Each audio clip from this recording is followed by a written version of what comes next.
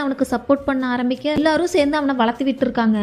இவருக்கு தெரிஞ்ச விஷயத்தை வச்சு மக்களுக்கு நல்லது பண்ணிட்டு இருந்திருக்காரு. ஒரு கட்டத்துக்கு மேல இவராலையுமே ஒரு சில விஷயத்த பண்ண முடியாதனால இவரே தேடி போய் அவர் தம்பி கிட்ட ஹெல்ப் கேட்டிருக்காரு. அப்பதான் தெரிய வருது அவன் ரொம்பவுமே மோசமான சாத்தான் வழிபாடு பண்றவனா ஆயிருக்கானும். அது மட்டும் இல்லாம அந்த சாத்தான் கூட்டத்துக்கே தலைவனா அவன் இருக்கானும் இவருக்கு தெரிய வருது. உடனே இவரை வெளியே விட்டா அவனை பத்தி எல்லா விஷயத்தையுமே வெளியே சொல்லிடுவாருன்னு சொல்லி இவரை பிடிச்சு ஹவுஸ் அரெஸ்ட் பண்ணி வச்சிருக்கான். இவரோட பேரை சொல்லி அவன் வெளியே சுத்தி அவனுக்கு வேணுங்கிற விஷயத்தெல்லாம் பண்ணி யாரெல்லாம் பலி கொடுக்கணுமோ அவங்களையெல்லாம் எடுத்துட்டு வந்து பலி கொடுத்து சுந்தரமா சுத்திட்டு இருந்திருக்கான். இதையெல்லாம் ஷேர் பண்ணிட்டு அவரு உடனே பாதிக்கப்பட்ட பொண்ணை எங்கிட்ட கொண்டு வந்து விடுங்க, நான் காப்பாத்துறேன்னு சொல்லி அதே சமயம் அந்த அக்யூஸ்டும் தேடிட்டு இருந்த பொண்ணையும் போய் காப்பாத்துங்கன்னு சொல்லி ஹீரோ கிட்ட சொல்ல ஹீரோவோட டீம் 2 டீமா பிரிஞ்சு பாதிக்கப்பட்ட பொண்ணும் அவளுடைய ஃப்ரெண்ட்ஸும் இந்த ஃபாதர் கிட்ட வர்றாங்க. அதுக்கப்புறம் ஹீரோவும் ஹீரோவோட டீமும் ஆல்ரெடி இந்த சாத்தான் கும்பலால பாதிக்கப்பட்ட அந்த ஆபீசரும் கூட ரெடியாகி வந்துடுறாரு. 2 பக்கமும் ரொம்பவுமே பயங்கரமா சண்டையாகுது. 2 பக்கமே நடந்த சண்டையில இந்த பக்கம் அந்த ஃபாதரும் இறந்துடுறாரு, அந்த பக்கம் அந்த சாத்தான் கும்பலோட தலைவனும் இறந்துடுறான். எல்லாமே பாதியிலேயே நின்னு போனதால 2 பொண்ணுங்களுமே இறந்து போயிடுறாங்க. உடனே ஹீரோ எல்லாருமே இறந்துட்டாங்கன்னு சொல்லி அந்த கேஸை க்ளோஸ் பண்ணிடுறான். ரொம்ப வருஷம் கழிச்சு அந்த கேஸை திரும்பவும் ரீஓபன் பண்ண ஒரு புது லேடி ஆபீசர் வர்றா. அவகிட்ட ஹீரோ எல்லா விஷயத்தையுமே ஷேர் பண்ணிட்டு இருக்க அப்பதான் அவ